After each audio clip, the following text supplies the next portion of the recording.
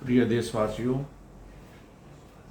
अभी मैं आपके सामने इस देश के कानून और देश की न्याय व्यवस्था के बारे में बताता हूँ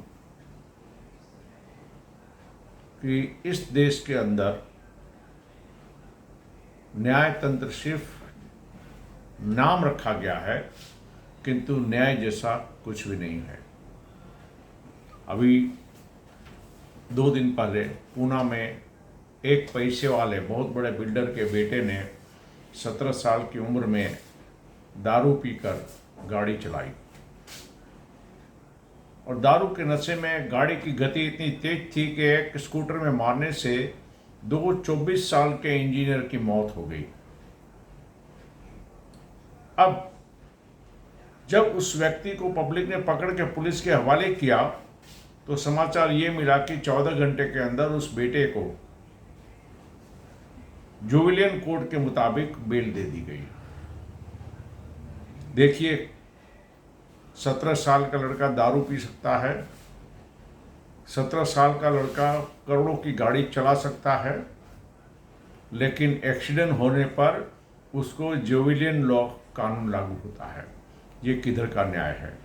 उसे अपनी गलत आदत से गाड़ी चलाना ये बहुत बड़ा गुनाह है, जिसके लिए उसके माँ बाप निसंदेह गुनहगार हैं। लेकिन बेटे को जुवेनिल कोर्ट ने जो बेल दे दिया, ये इस देश के न्यायतंत्र की और बने हुए कानून की जितना हम निंदा करें कम है। 2 लोगों की जिंदगी चले जाने के लिए लड़के का 17 साल की उम्र में नशे में रहना और गाड़ी चलाना, सजा तो इस लड़की को ही मिलना चाहिए, उसे बच्चा नहीं माना जा सकता।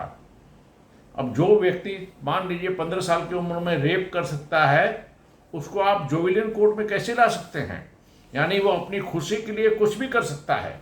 ये लड़का जो एक बहुत बड़े बिल्डर का बेटा है, पता तो ये चला कि गाड़ी का रजिस्ट्रेशन नंबर भी नहीं था, बच्चे के पास ड्राइविंग लाइसेंस नहीं था, और इसी गलती से, उसकी अपनी गलती, अपना शौक, और माँ बाप अपने बेटे को बिगाड़ने के लिए करोड़ों की गाड़ी ले देते हैं, लाइसेंस मिला है नहीं, गाड़ी चलाता है दारू पीकर, और अगर किसी की मृत्यु हो जाती है और उसके लिए भी अगर इस देश का न्यायतंत्र बच्चे को राहत दे देता है, तो ऐसे कानून की इस देश को आवश्यकता नहीं है।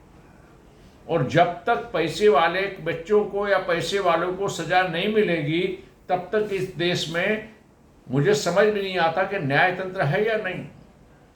आप याद रखिए, उस दिन इस देश में कानून कड़ा होगा, उस दिन इस देश में उसको सजा मिलेगी, जब भगवान करे कि पैसे वाले बिल्डर का बेटा या किसी भी पैसे वाले का बेटा किसी जज के बच्चे की गाड़ी से उड़ा दे। मैं तो कहता हूं पुलिस कमिश्नर के बच्चे या बच्चियों को गाड़ी से उड़ा दो, मिनिस्टर के बच्चों को गाड़ी से उड़ा दो। जब हमारे देश के पॉलिटिशियन के, सरकारी अफसरों के और जजों के बच्चों की मृत्यु होगी ना गाड़ी से, उस देश में इस देश का कानून बदलेगा, तब तक कुछ होने वाला नहीं है।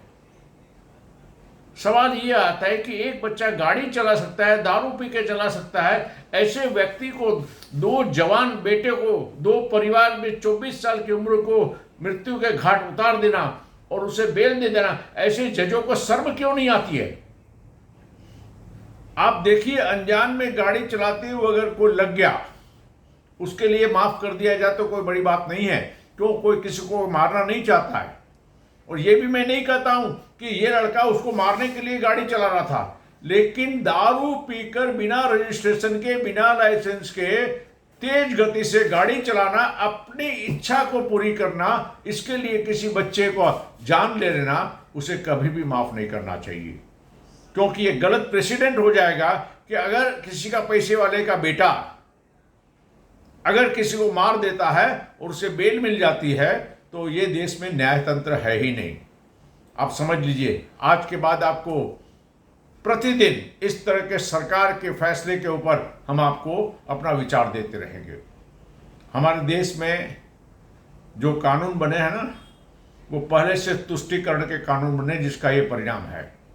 कोई भी व्यक्ति ऐसे मुंह बोल देता है कि गला अलग कर दो। अरे ऐसे बोलने की हिम्मत कैसे कर सकता है? आपका धर्म कहता है आप अपने धर्म के अंदर रहिए।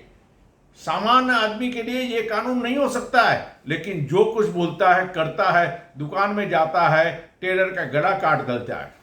ये इसलिए होता है कि इस देश में किसी के मृत्यु करने पर उसे मृत्यु की सजा नहीं मिलती है। एक जाति के नाम पर, धर्म के नाम पर और पैसे वाले पॉलिटिशियन को डर नहीं, पैसे वाले को डर नहीं, गुंडे मवाली को डर नहीं। अब ये जो कुछ भी हुआ है, इसके बाद जब पब्लिक का यूएन क्राई हुआ, तब कमिश्नर ने बेटे के बाप को अरेस्ट किया। निस्संदेह माँ बाप की बहुत बड़ी गलती है कि ऐसे बेटे को नई गाड़ी लेकर देना, परवानगी देना, रात को नशे में गाड़ी चलाता है, ये बहुत गलत बात है। और इसे कोर्ट की तरफ से ऐसी सजा मिलनी चाहिए कि माँ बाप को तो सजा मिले ही, लेकिन साथ साथ बेटे को भी मिले। बिना रजिस्ट्रेशन का बाप अगर गाड़ी लेके देता है, बिना रजिस्ट्रेशन की गाड़ी पूना चली कैसे गई?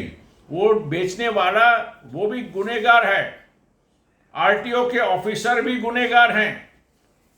आप समझ लीजिए कि अगर आरटीओ ने रखा है और अगर दो डीलर बिना रजिस्ट्रेशन के देता है, तो उस डीलर को भी बहुत बड़ी सजा होनी चाहिए। और 17 साल की उम्र के दारू पीने के लिए जिस बार में गया था, उस बार वाले को भी सजा मिलनी चाहिए। जब तक ये कुछ होगा नहीं और कड़ी सजा नहीं दी जाएगी, तब तक समझ लीजिए हमारे देश में न्यायतंत्र एक नाटक है और इस देश के सभी जज गुनहगार है। मैं तो भगवान से प्रार्थना करता हूं कि हमारे देश के सुप्रीम कोर्ट के जजों को बेटे, बहू, उनके लोगों को कोई दारू पीने वाला उड़ा दे, उनकी पत्नी, उनके परिवार के लोगों को मार डाले, तब जाके इस देश में कानून और फैसला होगा। तब तक इस देश में फैसला नहीं होगा। हमारे देश के मिनिस्टर के बच्चे उड़ जाए, हमारे देश में पॉलिटिशियन के बच्चे उड़ जाए, हमारे देश के सभी जजों के कुछ बच्चों को इस तरह से एक्सीडेंट हो जाए, तब इस देश में आपको अच्छा फैसला मिलेगा। पुलिस कमिश्नर और जितने बड़े बड़े ऑफिसर्स बैठे हैं, उनके बच्चों को उड़ा दिया जाए। जब इस तरह होगा ना, मैं तो कहता हूं कि नशे में वो इन सब लोगों के बच्चों को मारे। जब ऐसा होगा, तब इस देश में सही फैसला होगा, कानून भी बनेगा और आपको कोर्ट का निर्णय भी सही नजर आएगा। जिस देश की 140 करोड़ की आबादी हो, वहां पर ऐसे अगर 200 लोगों को कोर्ट ने सजा दे दी, तो कम से कम बाकी की जनता तो केयरफुल होगी।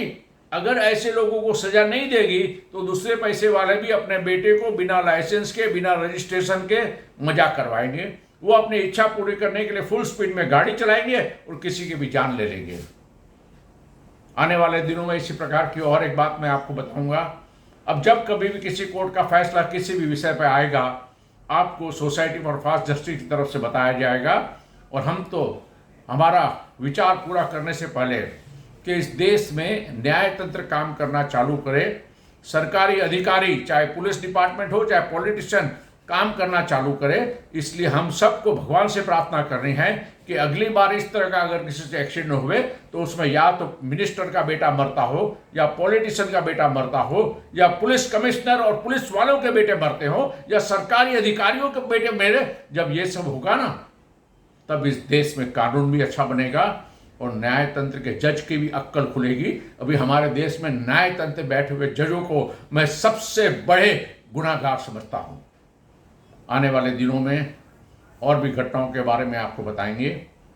आप सभी सोसाइटी फॉर फास्ट जस्टिस के साथ जुड़िएगा। 15 जून के बाद पूरे हिंदुस्तान में जो भी लोग इस देश में न्यायतंत्र को सुधारना चाहते हैं, इस देश में एडवोकेट को जिम्मेदार बनाना चाहते हैं, इस देश में सरकारी अधिकारी को जिम्मेदार बनाना चाहते हैं, तो आप सब सोसाइटी फॉर फास्ट जस्टिस से अवश्य जुड़िएगा। बहुत बड़े पैमाने पर इलेक्शन के बाद हम ये कार्य अपना आरंभ करेंगे। बस इन्हीं शब्दों के साथ और भगवान से प्रार्थना करता हूँ कि जज के बेटे, बीबी, बेटियाँ, ये नशे में चलाने वाले लोग, उन लोगों की मृत्यु होवे, चाहे वो पुलिस का ऑफिसर हो, चाहे कमिश्नर का बेटा बेटी हो, चाहे पॉलिटिशियन का। जब ये लोग एक्सीडेंट में मरेंगे ना, तब इनकी आँख खुलेगी। तब तक आंख नहीं खुलेगी। और इतनी बड़ी जनसंख्या में अगर 200-400 लोगों को सजाए मौत दे दी गई तो इस देश को फ़र्क कुछ नहीं पड़ेगा। किंतु गलत करने वाले के दिल में भय पैदा अवश्य होना चाहिए, और यही मैं चाहता हूँ, और ये हम भी चाहते हैं और सभी चाहते हैं। और इसीलिए अपने विचारों को यहाँ पर पूर्ण विराम देता हूँ, इसी उम्मीद से कि न्याय तंत्र अपना फैसला अच्छी तरह देगा और सरकारी कर्मचारी खास करके पुलिस विभाग इस वक्त बड़ी कड़ाई के साथ इसको उठाएगा। जय हिंद।